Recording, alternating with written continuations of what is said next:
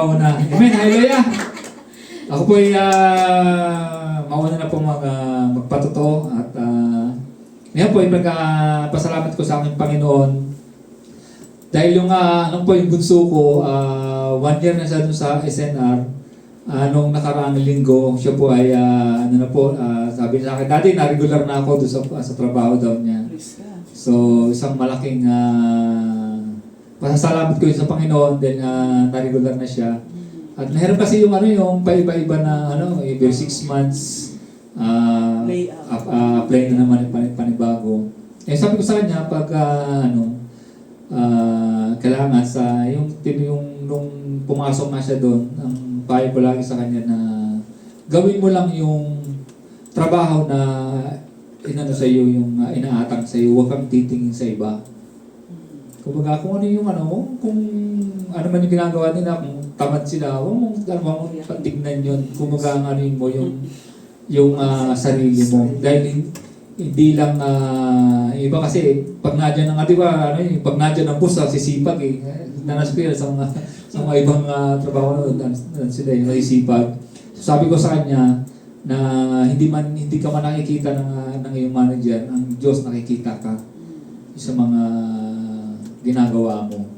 So ang Panginoon ang maghihipo sa manager mo ng na hihipuin siya na yung ginagawa mo ay kung kahit wala siya gumagawa ka ng mga trabaho sa So yun po sa trabaho naman yun po yung laging pag-iingat niya sa pagmamaneho at talagang dito po nung nakaraan talagang pagka hindi ka talaga nasa Panginoon, yung mapapano ko talaga. hindi ka makapasigaw. Kung marunanasan mo lang ang magmaneho po sa labas at talagang mawawala ang PC mo. Pero pag nasa Panginoon ka, yung PC mo na hindi mawawala yan. Sabihin mo lang, puri ka Panginoon. Yung bigla ka na lang ikahanap niya. Tapos siyang nasa unahan ka na nga, alam na nga niya na mabagal na nasa unahan mo, yung bubusinahan ka pa niya. Ayun, ano po yung mga ugali po nila yun. Kailangan patient. Yung patient po natin. Ayun, sa trabaho naman, sa pharmacy naman, alam ko na may plano ang Panginoon. Mahina kasi ngayon, mahina yung order kasi nga bakasyon. Sabi nung doktor namin baka daw pagka pasukan na, yan na naman yung volume ng order. Kaya laging tulog sa sasakyan. Pero pag yung pinasukan ka naman ng order, talagang volume pag pinasukan ka. Tawag niya na yung mga kailangan within 2 hours, kailangan may deliver mo yun Ma-deliver agad. So ayun naman pag-iingat ng Panginoon nandyan lagi. Amen. Sino po ang magpapatotoo sa ating Panginoon, sa Diyos na pong papuri? Si Kuya Noel na.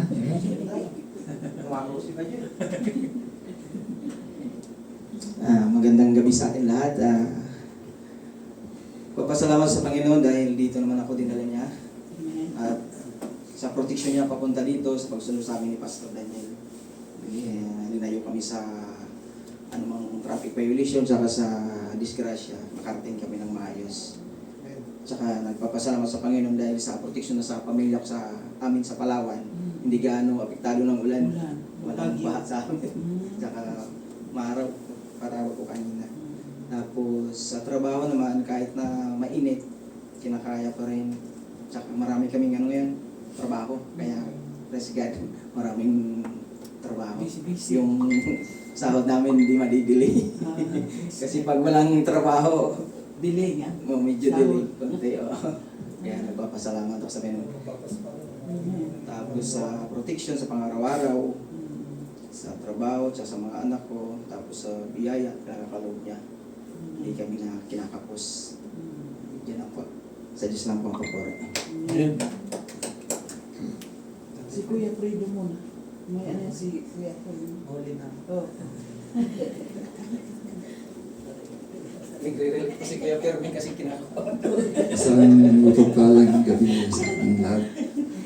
Ayos ko rin taas at pasalamatan ng ating Panginoon dahil sa hindi niya pagpapabaya sa atin. Pag-alga sa atin, biyaya ang binibigay, kalakasan, upang sa paggising natin sa umaga, masalanan ng bagong araw na naman. Salamat sa Panginoon dahil hindi naman siya nagpapabaya sa mga manggagawa dito sa Saudi, katulad ko, na kahit bagaman na nagsara na ang aming dyaryo at magazine, ay patuloy pa rin nandyan ang Panginoon sa akin. Maraming salamat sa Panginoon. Amen.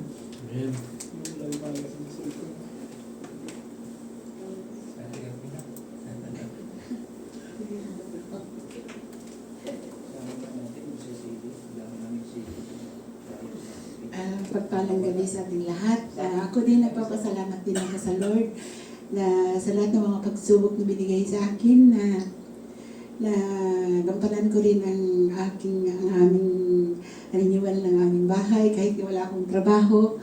Nandyan pa rin si Lord sa akin. So, nagpapasalamat din ako sa Kanya sa lahat ng protection, sa gabay niya sa akin at saka sa aking trabaho. Pasalamat din ako kasi meron akong booking. So, nag-aantay lang ako ng discharge ng patient ko sa hospital.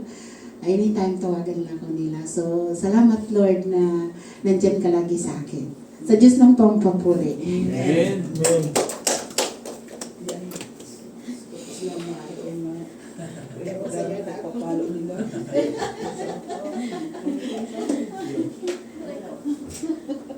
Magandang gabi sa ating lahat. Nagpapasalamat lang ako kay Lord na sabi nga ni brother, pagpapala kasi 1 week po ako sa higaan at nagpapasalamat ako kasi nakatayo na ako ngayon dito. Since kaninang umaga, sabi ko, Lord, hopefully na ngayong araw, makatayo ako at makapunta ako sa gawain. So, salamat po sa kahit hanggang ngayon, salamat din po na kahit ngayon wala pa akong nahawakan ng sahod, nakakakain pa rin po ako. Sa tulong ng mga kaibigan at mga ano. At salamat Lord. To God be the glory. Amen.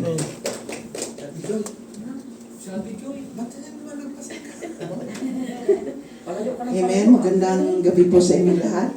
Pasalamat din po ako sa Diyos na buhay dahil sa binigay niya sa akin ng kalakasan, kahit na rin sa aming salon na medyo tagilid na, pero hindi pa rin ako nakulbahan kasi sabi ko, Lord, ikaw na ang bahala, Lord.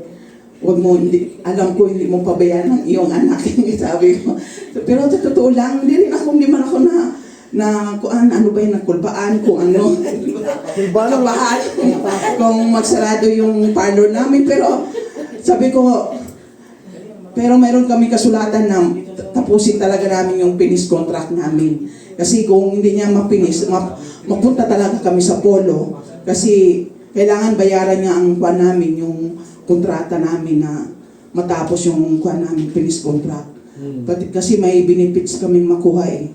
Sabi ko, Lord, ikaw na bahala kung saan mo man ako dalhin, sabi ko. Pero yun lang hinihiling ko kay Lord na dapat ay sana kung makahanap ako ng ibang salon, Lord, gusto ko yung Monday din ang aking kuang, Lord, kasi alam mo naman mayroon ako ministry, sabi ko sa Kanya, para hindi ko mapabayaan ang ministry ko sa prayer ministry ko. Amen. Yun ang hinakuan ko kay Lord, sabi ko, Lord, yun ang desire ng puso ko. At nagpasalamat din ako sa Diyos na sa protection na ibinigay niya sa anak ko, kahit na nagbaha-baha doon sa kanila, pero andyan pa rin ang si Lord nag-protect sa kanya. Grabe na ang baha sa kabila, pero sa kanilang, yung sa bahay nila, kunti lang ang baha doon. Yun lang po. At sa protection din sa apo ko, masaya rin ang apo ko sa ibinigay niya sa good health, protection at guide sa araw-araw. Yun lang po. To God be the glory. Amen.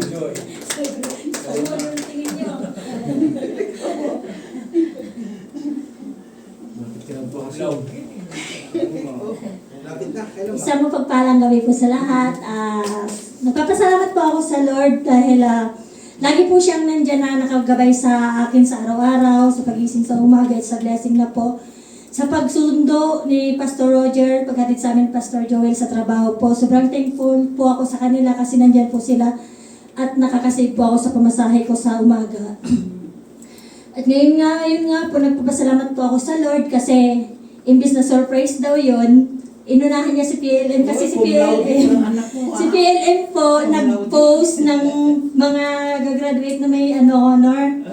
Ngayon, pagising ko, sabi niya, "Ma, busy ka? Di ba day off mo?" Sabi ko, "Oo nga, oo na." Sabi niya, tapos bigla siyang tumawag. Tapos pinanood niya sa akin yung ginawa niyang video. Ayun nga na, nagulat ako na, sabi, kung loading nga siya, yun pala yung ano niya din. ni Bujoy. Kaya magpa-attend ka na ngayon, ha? Mamaya. Ayun po, kung loading siya, tapos sabi ko kahit di mo pala sabihin sa akin, makikita ko, kaya nga inunahan ko na sa PLM bago ka pa mag-scroll ng Facebook, kaya sakto kakagising ko lang nung Sabado. Kaya sabi niya, yung mga kuya niya, tinawagan niya din. Tapos yung kapatid ko na isa na nasa Laguna, tinawagan niya. Sabi niya, "Tita, panoorin mo." Yung tita niya natutulog din. Kasi maulan, wala silang ginawa, natutulog din. Piglas din siya pagkakita na cum laude yung yung pamangkin niya. Sabi niya, "For the first time in family, may cum laude na kami." Sabi ng mga kapatid. Sabi ng lolo niya. Sabi, wala para sa mga anak yung blessing na para sa ng pamilya, nasa mga apo. Kaya sobrang thankful po ako sa... na yan. Opo, kasi sabi ko may susunod pa na na apo ni Papa na bumabanat din sa grades. Sana yun din kasi sabi niya, si Ate Bibi talaga yung inspiration ko, tita. Kasi nakikita ko si ate na siya, porsigido siya sa pag-aaral. Kaya kahit natatambay yun minsan sa kasi syempre sa Manila, nababarkada, pero mas inuuna niya pa rin yung pag-aaral. Kaya sobrang thankful po ako sa Lord na binigyan niya po ng wisdom ang anak ko kasipagan sa pag-aaral. Naka 2 points na po ako, Lord, isa na lang. Yung panganay ko na lang po, may 5th year siya ngayong year na to, kaya siya na lang po yung susuportahan ko na sa pag-aaral niya na papatapusin na lang. To God be the glory po. Salamat po sa Panginoon. Ice cream. Pasting ka lang. Mainit kayo sa ice cream. Gusto kong itaas rin si Lord sa aking buhay. Ayun nga, wala kami mga trabaho ngayon. Actually, may trabaho kami, kaso nga lang, nagkaano na ba ako? Parang kinondisyon ko na sarili ko na maghanap na ng trabaho. Kasi hindi na maganda yung nangyayari sa trabaho ko. Kaya sabi ko, Lord, hindi mo talaga hayaan na ako'y malubog dito. Kasi nga, kung i-stay ko pa sa sarili ko, pipilitin ko na mag-stay dyan sa trabaho ko na yan. Lalo akong mawawalan talaga. Actually, abono na nga ako eh. Pero si Lord din nagpo-provide. At salamat kasi marunong din, binigyan din ako ni Lord ng wisdom na yung mag-ipon ba. Kasi sa loob ng 6 months sa pagkatrabaho ko sa company, halos yung income talagang hindi talaga sapat talaga. At abono talaga lagi. Ayun, nung last na trabaho ko sa Samsung, medyo nakapag-ipon ng konti. Kaya sabi ko, Lord, iba talaga kapag parang pinipare niya ako. 6 months ako na hindi nagtrabaho ng last year. Tapos 6 months nagtrabaho ako ngayon na halos wala talaga. Pero yung pinupray talaga ni Lord, lahat na pangailangan. Tapos yung mga gastusin sa anak ko, kasi yung anak ko is first year college na. Bali, cash pa yun sabi nga, buti si mama, nagbigay ako sa kanya nung nakaraang taon ng puhunan para yung pera ko hindi siya natutulog. Kasi yun po yung pinambayad ko dun sa tuition fee niya na first year college. Kaya sabi ko, Lord, ang laki rin bagay na yung mama ko nandyan. Kaya sabi ko, nung birthday niya, Ma, sana talagang pa yung buhay mo dahil ang laki bagay talaga na yung si mama nandyan. Kasi yung time na si Papa rin naalala ko, noong 2017, nung bago ko rin ni Lord si Papa, yung pera kong pinapadala, ang ginawa niya pala, pinaikot niya. May marunong talaga siya mag-handle ng pera. Paluwagan, tapos yung pagpapaikot, yung nagpapautang siya. At ayun, nung muna kasi medyo malaki eh. Tapos sabi ko sa kanya, ano lang, ma, ibaba mo. Kasi nakakilala na ako. Hanggat maaari, huwag mo nang isagad sa ganyan. At yun, nakinig naman ng mama ko. Lalo siya, binless ni Lord. 5% na lang. Hindi naman. Na yun, may 6%, may 8%. Ayun. Kasi medyo malalaki na yung kinukuha sa kanya. At yun niya, nakakalungkot din minsan dahil may, nung time na yun, nung time na malaki yung pinapatubo niya. Kasi dati 20% eh. 20% na 5, Alam niyo po ba na loko mama ko ng 2 million? Kinakasan siya. Kaya sabi ko, okay lang, mababawi naman yan. At sabi ko, pera lang yan ma. Kasi sabi ko, kung may stress ka dyan, baka magkasakit ka. Pera lang yan, mababawi mo yan. Ayan, nakabawi na si mama. Ano pa yun eh, last 2024 pa yun nangyari yun. Kaya sabi ko, buti hindi na-stress si mama. Tapos yun, ito, nakakatulong sa akin. Sabi niya, nak, habang wala ka pa trabaho, sabi niya sa akin, nag-usap kami ng birthday niya. Itong July 29. Sabi niya, ako muna mag-support sa mga anak mo. Wow, sabi ko, grabe. I am blessed talaga sa mama ko. Tapos, hindi ako problema ng padala. Tapos, yun nga, prayer lang, na kasi maraming walang trabaho talaga sa atin ngayon. Pastor Joel, naghahanap din. Si Kuya Gray, yan, prayer na makapasa na siya ngayon. At ako, kanina may kinakausap ako ng mga kontak ko talaga. Kasi talagang ngayon pala ako nagpupursige na maghanap ng trabaho. Talaga yung mga dati kong kilala na katrabaho ko sa dati kong company, kinokontak ko na sila. Ayan, sama-sama tayo mag-pray kasi talagang kung ipa-priority ko lang yung career, last year pa ako wala talaga dito. Kasi may offer po talaga ako sa Qatar. Pero hindi ko po talaga siya ginrab.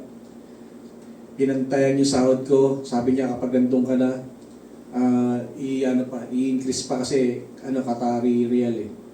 Kumbaga iba yung presyo ng ron. Hindi ko lang alam magkano yung pagkakaito, pero sabi niya tataasan pa raw. Pero hindi po ako na ron last year pa yun. Bago na-endo dun sa, kasi Riyadh Metro kami. Per project po kasi ang company namin, Samsung. Kapag may project, continuous ang trabaho. Pero pag wala na, ilang years naman yung Riyadh Metro, umabot yata ng 11 years o 12 years. Ayan. Pero almost 4 years lang ako sa Samsung. Dahil natanggap ako ng 2022 nung nawalan din ako ng trabaho dati. Ayun, ating Diyos natin po, tandaan po natin hindi nagpapabaya. Amen. Sa mga may mga wala pang trabaho, may Qatari Army, Pastora, alam ko naghahanap si Pastora rin eh. Kaya Pastor Joel, huwag po tayong magsawa. Itong ginagawa natin, sabi nga sa salita ng Lord, our labor in the Lord will not be in vain. Amen. Kaya sa Diyos lang po papuri. Amen. Pas. Ako na? Opo.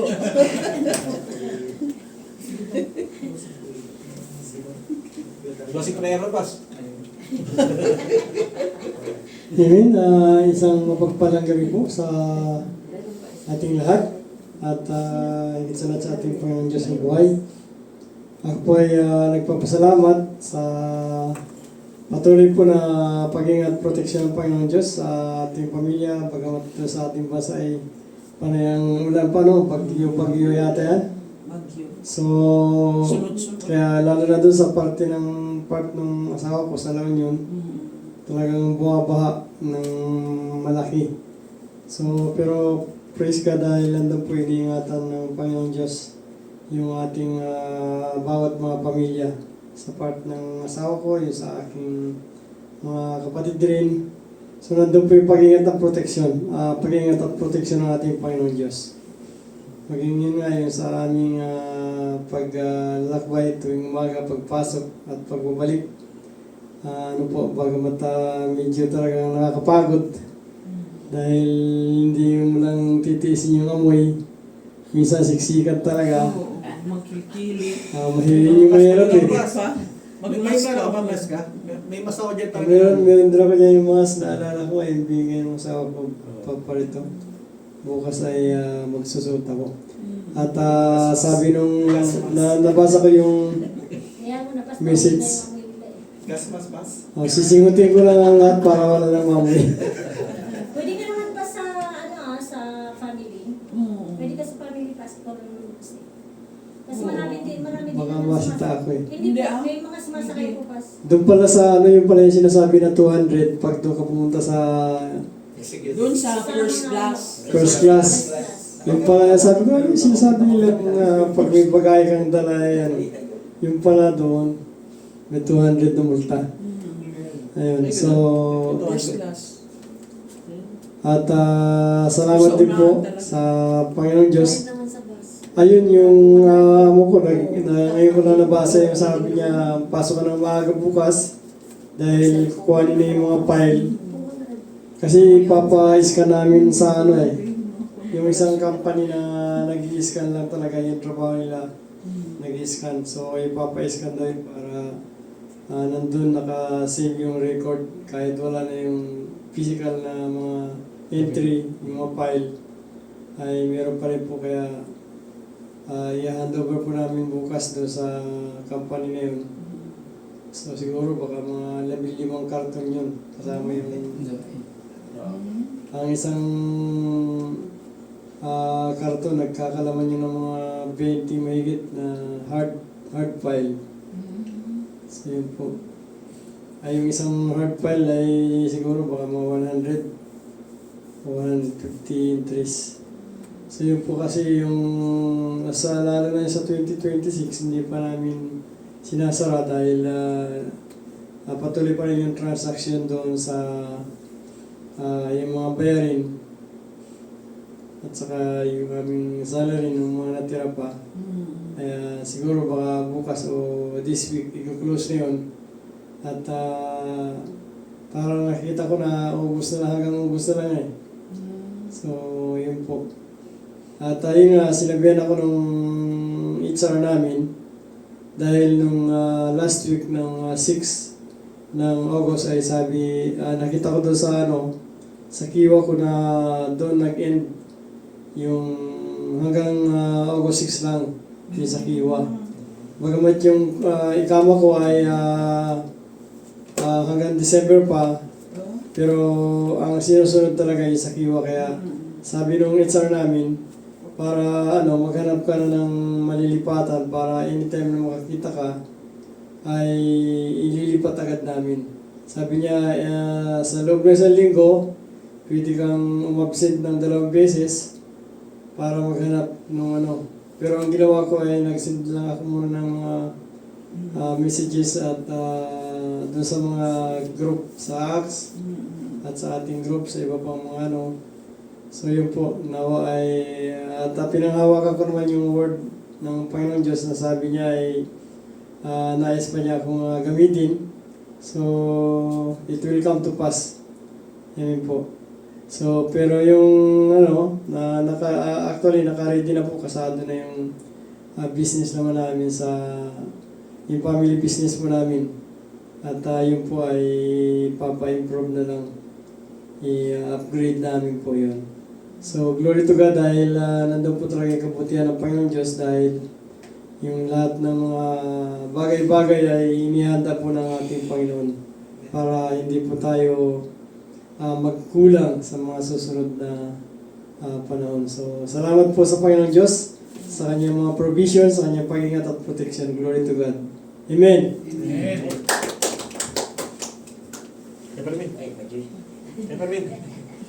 Ulit?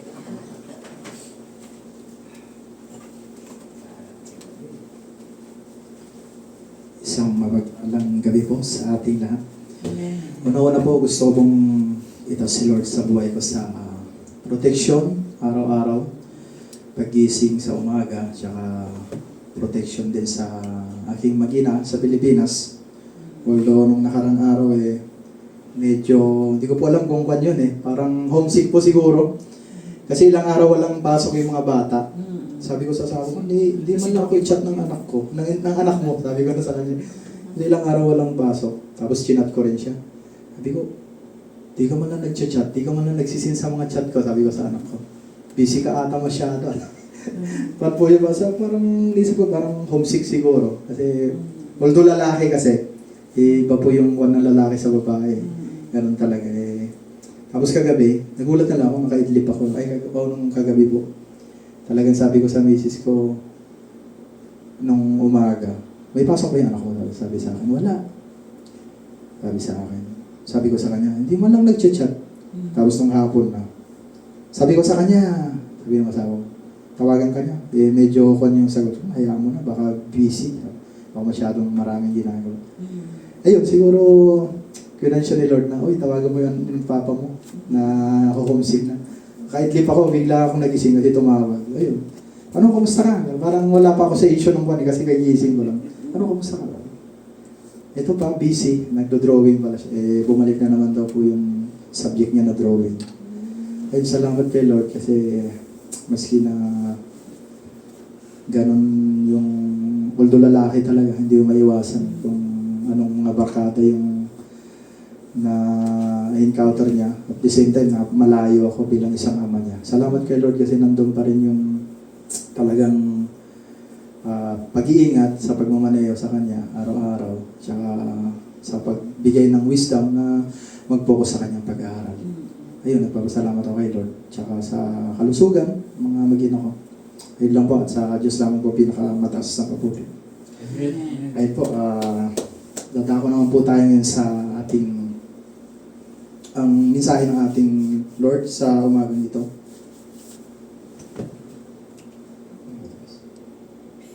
Ayun po. Wala?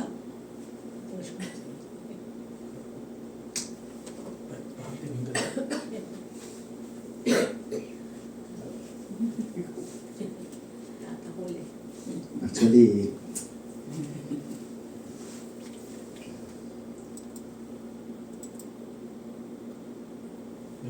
Ayun. amen.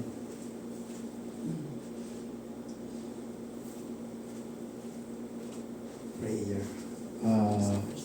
Sabi nga po dito, why is persistence required in prayer? So prayer po ano?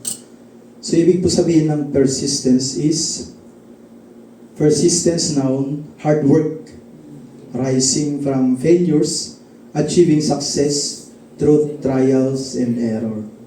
Persistent, pagpupursige, walang lubay, matyaga at tuloy-tuloy. Bilang isang Kristiyano po, paano po ba yung natin? Yung pag-pray natin o di kaya lahat naman po tayo is may mga kanya-kanyang prayers na gusto ma-achieve.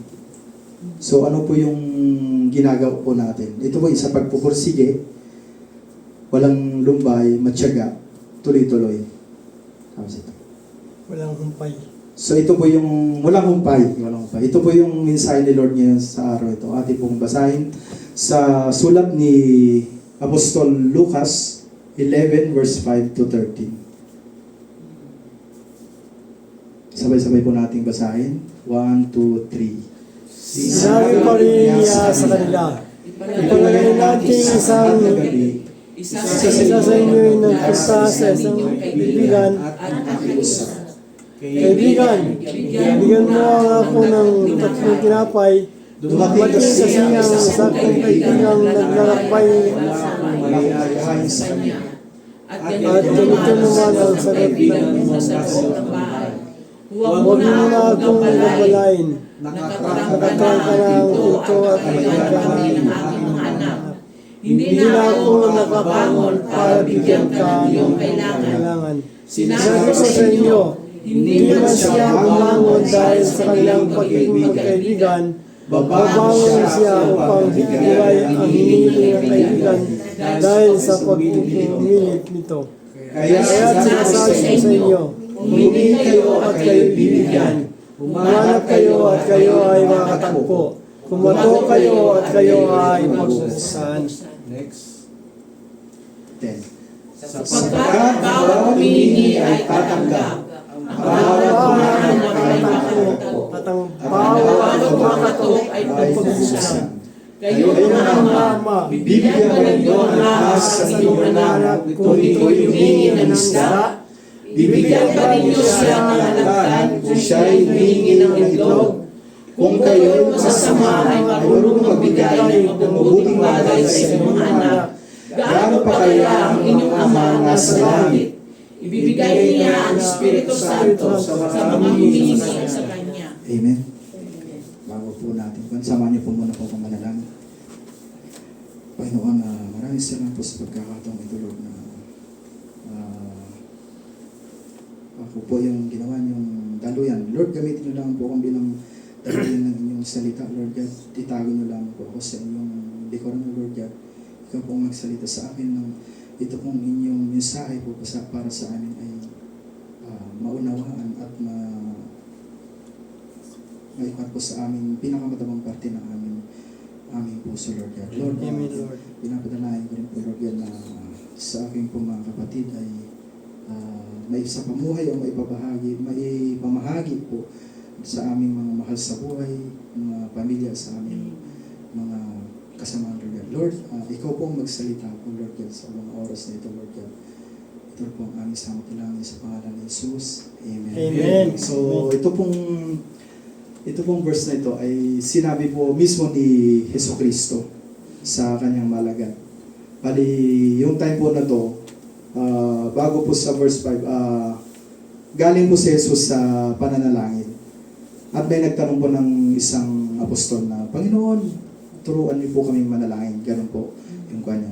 Bago tapos, ito po yung sinabi ni Jesucristo po sa kanila. Talinghaga po, malalim po na talinghaga. So, mayroon pong kwan dito. Puntos. Sa unang puntos po ay ang pagtitiwala sa Ama. Verse po sa kanya, base po sa verse 5 to 8. So kapag ang isang taong ayaw magbigay agad ay pumayag dahil sa kakulitan, mas lalo nang tutugon ang ating Diyos sa mga humihingi sa Kanya. So napakalinaw po dito, sabi nga niya, dahil sa kakulitan, dahil sa ating pagpupursige na manalangin kung ano yung gusto, kung anong kasagutan kung mga panalangin po natin sa Kanya. So, gaya po ng ginagawa natin ngayon, every Monday po is nandito po tayo, nagkakatipon-tipon, nananalangin. So, ito pong ginagawa natin, hindi po para yung iba po kasi, yung ibang tao, sa ibang ginagawa nila para lang, ayaw na magbanggit ng ibang po, ginagawa lang nila bilang isang bilang isang parang routine lang po. Pero tayo po dito, mayroon po tayong ginagawa po natin ito kasi po bilang isang anak ng Diyos, kailangan po natin ito. Tsaka kailangan po natin para po yung relasyon natin sa Diyos o kay Lord ay maging lalong mas malalim. Tsaka yun nga po, kung ang isang taong ayaw magbigay agad ay pumayag, lalo pa kaya si Lord na ating kasama araw-araw. Tsaka si Lord po na walang, maski sino man po tayo, maski ano man po tayo, kung tayo po talaga itaos pusong manalangin at bukal sa puso natin yung sinasabi natin sa Kanya, talaga pong ibibigay po niya. Yun nga po, sa ako naman po,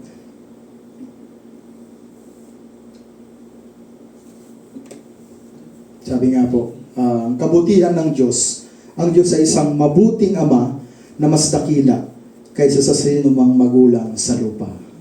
Wala pong kapantay, wala pong kwan po ang si Lord sa ating buhay. Sabi nga, sa sinumang magulang sa lupa.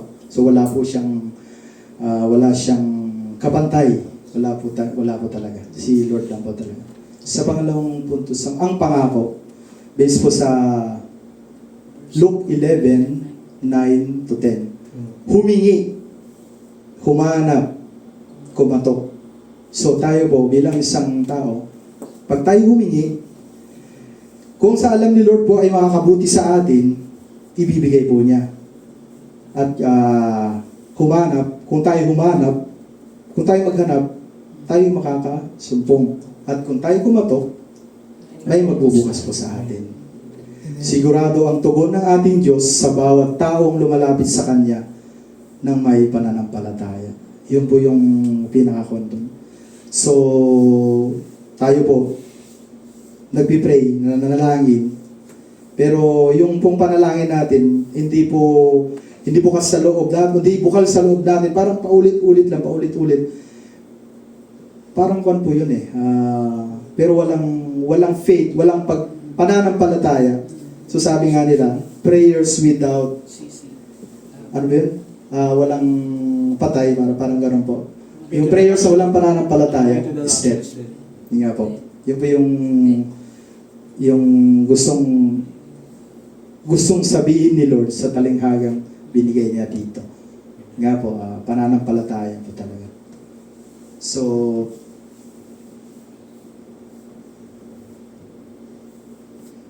meron pa pong kwan na sa isang kwan po dito, yung isa pa pong kwan, yung opportunity. Yun din po, yung pamimilit, pagpilit, yun nga po, pamimilit. So, tayo po ba ay namimilit kay Lord? Nagpupursige po ba tayo sa mga prayers natin? Amen. Amen. Di ba po?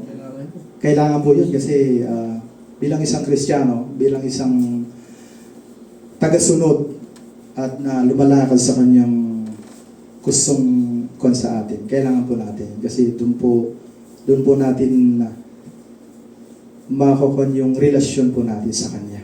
Kumbaga magiging malalim ang pakikipag-relasyon po natin sa Kanya. Sige po, sa number 3 naman, ang paghambing.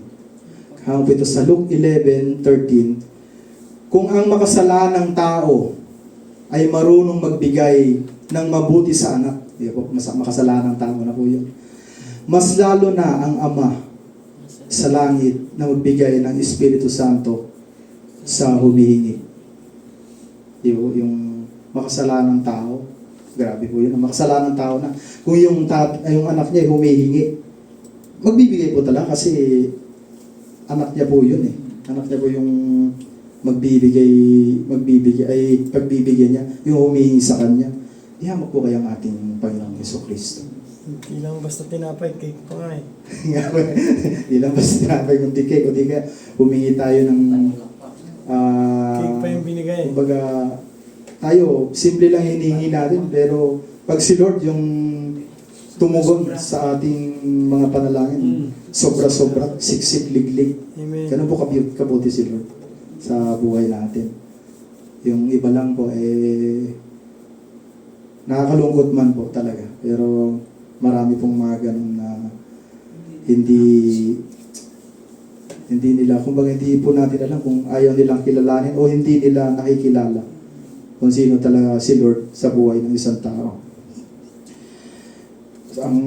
Ang gusto pong sabihin ng ating Panginoong dito sa kanyang mabuting balita at siya mismo pong nagsalita na ang ating Diyos ay mapagbigay. Amen. Bago pa tayo humiling sa Kanya, alam na niya kung ano ang ating kailangan. Alam na niya kung ano ang ating mga pangangailangan lahat sa buhay. Pero, sasabihin niyo sa akin, tatanungin niyo, Brother Fermin, sabi mo, alam na ni Lord kung ano yung pangangailangan natin. Bakit kailangan pa natin manalangin? O kailangan pa natin humiling? Alam mo yung sagot yan. Una po, para makita sa ating sarili kung ano ang pangangailangan natin sa Diyos. Kasi kung tayo lang talaga, hindi po natin kayang makuha kung ano yung gusto natin. So yung kwan po, bakit kailangan pang mag-pray? Yung gustong ipatid po ni Lord sa atin, makita sa atin sarili kung ano ang pangangailangan natin sa Diyos. Tapos pangalawa po, matanggap natin sa ating sarili na hindi lahat ng bagay ay makukuha natin. Hindi lahat ng bagay ay nasa atin. Dahil kailangan po natin si Lord. Amen. Pagsamahan po natin, human effort tsaka God providence. Nag-uuma po na pagpapala yung nangyayari sa atin. Kaya wala po tayong dapat hingin ng kung ano-ano kundi si Lord lang po. Wala pong ibang makakasagot sa lahat ng ating mga pangangailangan kundi si Lord lang po. May kwento nga po talaga para ako. Kasi nung nakaraan po, yung classmate ko, nag-chat sa akin. Kumbaga, hindi ko naman po siya close sa nung high school kami. Biglang nakita ko sa group chat namin ng sabi ko, kinumusta ko? Oh, mate, kumusta ka? Tapos sabi niya sa akin, ito, okay lang. Tapos, Hindi ko po alam kung bakit niya nasabi sa akin nasabi niya sa akin na gano'n. The way siguro ng pag-message ko kasi sabi ko sa kanya, ilan na yung anak mo, ganito, yung asawa mo, taga saan? Tapos sabi ko, praise God, maganda na pala ng buhay mo ngayon, sabi ko sa kanya. Tapos natanong niya sa akin, Christian ka? Natanong, Christian ka? Sabi ko sa kanya, oh mate, matagal na akong, medyo ilang buwan na rin akong nasa church, nasa gawain. Tapos ikaw mate, sabi ko, Christian ka? Oo mate, kaso nawala ako, sabi sa akin. Tapos sabi ko sa kanya, bakit? Ba't nawala ka? Kasi sobrang busy daw, marami daw trabaho, tapos mga business nila. Sabi ko naman sa kanya, mate, sabi ko, alam mo kung ano yung kwan natin yan, kung ano yung meron tayong sa buhay natin yan. Lahat yun galing kay Lord. Hindi natin kakayanin lahat yan kung hindi dahil kay Lord. Tapos sabi niya, wala na kasi akong oras, mate, para umatin sa gawain. Sabi ko sa kanya, mate, hindi ko yan. Hindi dahilan yan, sabi ko. Sinabi ko talaga sa kanya. Sabi ko, mate, bigyan mo ng oras. Bigyan mo ng oras. Bigyan mo ng oras si Lord sa buhay mo. Bigyan mo siya ng ilang oras lang yan. Sa isang buong linggo, ilang oras lang hinihingi ni Lord sa buhay natin. Sabi niya, meron ako dito malapit. Merong malapit na sambahan dito sa amin. Sabi. Ayun, mate, sabi ko, yung mga trabaho, yung mga kwan, pwedeng iwan yan eh. Pwedeng ipagpaliban yan. Basta bigyan mo ng oras si Lord sa buhay mo, sabi. Kung ano man yung tinatamasa mong kagandahan ng buhay mo ngayon, kung ano man yung tinatamasa ng asawa mo ngayon na magandang trabaho, galing kay Lord yun. Blessing from Lord yun, sabi ko sa kanya. Kaya sinasabi ko sa'yo, sabi ko sa kanya, hanapan mo ng oras. Ay, bigyan mo ng oras pa. Bigyan mo ng oras talaga, sabi ko sa kanya. Yan po, at parang, actually, nung inaaral ko po itong kwan na to, ang dami ako na-realize sa buhay. Una-una po yung, sabi ko nga sa sarili ko, siguro nung time na medyo, yung time na nagbibisyo po ako, kung talaga hindi po dahil kay Lord, wala na ako dito. Kung makailang beses po talaga akong sabihin na natin, bingwitin. Kung makailang beses po akong bingwitin ng mga kaaway na gusto akong bingwitin, isa lang po talaga pinanghawakan ko. Si Lord lang po talaga. Kasi may time po talaga na dito na ako eh. Ilang kuwan na lang eh. Nandito na ako sa mismong bukana. Pero binulong sa akin ni Lord, dito ka dumaan. Dito ka dumaan para hindi ka ma-shoot.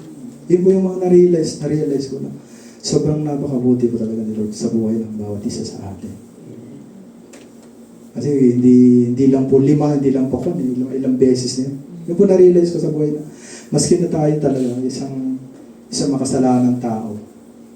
Pero yung pananampalataya po natin sa Kanya is hindi nawawala. Hindi po talaga tayo pababayaan ni Lord. Ayun lang po. At sa conclusion na po tayo, parang ang bilis pa sa medyo kinakabahan po. Pasalamat pa ang message. Hindi, yung pan lang po talaga. Yung gusto lang po talaga ibigay na mensahe sa atin ni Lord sa oras na ito is yung pananampalataya, yung faith natin sa kanila.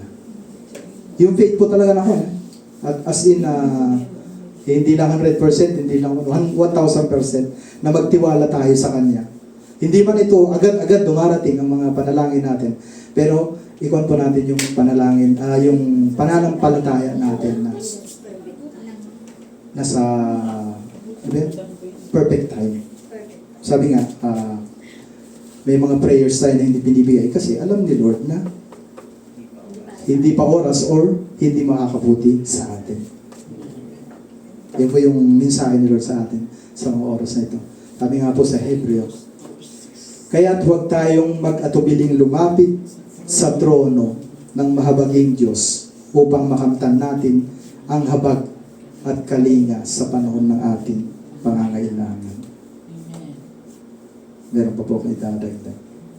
Ay ibig sabihin po ay huwag tayong madaling sumuko.